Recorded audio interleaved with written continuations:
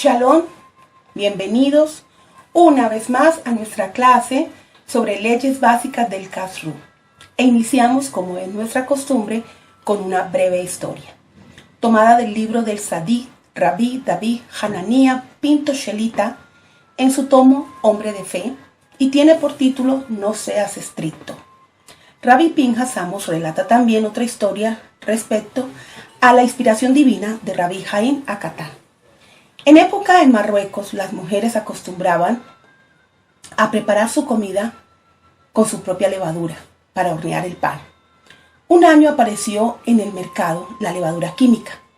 El padre de Rabbi Pinhas Amos era sumamente meticuloso en el cumplimiento de las leyes del Kashrut y se negó a comer pan que hubiera sido horneado con la levadura química. El Tzadik Rabbi Haim Akatán lo conocía muy bien. A través de la inspiración divina supo de esta decisión y fue a visitarlo. Durante la conversación, el anfitrión reveló que se negaba a comer pan horneado con la levadura química. Rabbi Haim le dijo: la levadura fue considerada kasher por el Ba'at HaKashrut de la comunidad.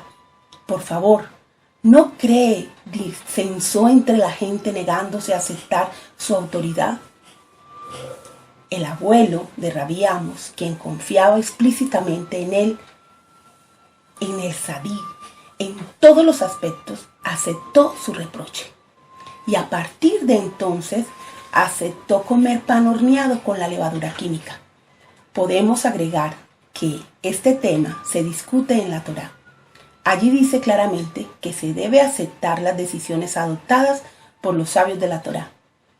Deberás ser cuidadoso de actuar de acuerdo con lo que ellos enseñen. No te desviarás de sus palabras ni a la derecha ni a la izquierda. Que Dios no lo permita. Si una persona pone en duda la decisión de los sabios, entonces no hay límite respecto a cuánto se puede llegar. Por ello, Rabbi Haim le ordenó al abuelo de Rabbi Pinhas que aceptara la decisión de los sabios que permitieron la levadura y no adoptar una postura estricta en ese sentido. En esta historia podemos ver cuánto esfuerzo invirtió el Tzadik para evitar los desacuerdos entre el pueblo y los rabinos de su época.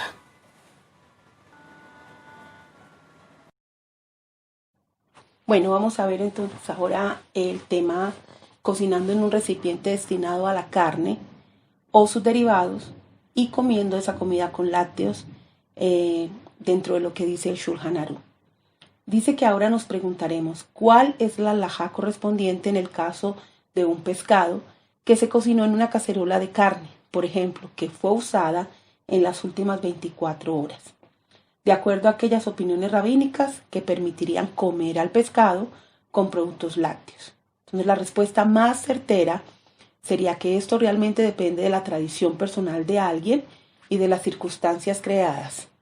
Según los sefardí, el Mejaber determina la ley, que de acuerdo con la postura de Rashi, expresó que no hay ninguna diferencia entre el pescado asado o el que fue cocinado en un utensilio cárnico y que en ambos casos está permitido comerlo con los productos lácteos.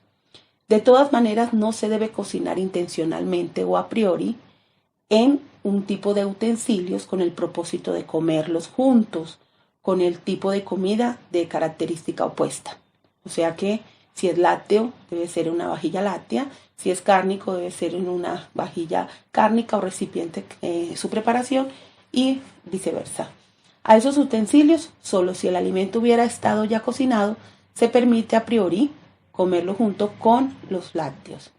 Los askenazís dicen que el Rama se muestra severo en este tema y que la acción preferida de antemano es de no hacer uso de un alimento que ha sido cocinado o asado en un recipiente basal para ingerirlo con leche o sus derivados. Si por casualidad o descuidadamente se hubieran mezclado, se podrá comer tal mezcla, dicen. Muchos siguen la costumbre del Shah y el Shah nos sostiene en nombre de Rashal la idea que esta es en concordancia con el vertido por el Sefer Aterumá, Por lo tanto, los pescados asados en una parrilla usada para la carne están prohibidos. Si se deseare mezclarlos con leche o incluso bediabá, luego de ocurrirlo voluntariamente. El Pisquet Teshuvá trae la opinión del Pri Megadim y la del Chabad Da'at, quienes dicen que de acuerdo con esto, si el pescado o el arroz hubieran sido hervidos en una olla destinada a la carne, se prohíbe mezclar con lácteos, al agua o al líquido de tal cocción, inclusive que haya ocurrido accidentalmente.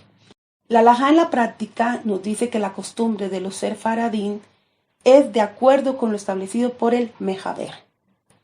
Por lo tanto, uno no puede cocinar intencionalmente en un recipiente de carne para comerlo preparado con lácteos. Sin embargo, si el alimento fuera cocinado en un recipiente de carne sin haber tenido la intención de comerlo junto con productos lácteos, se permite comerlo con los mismos.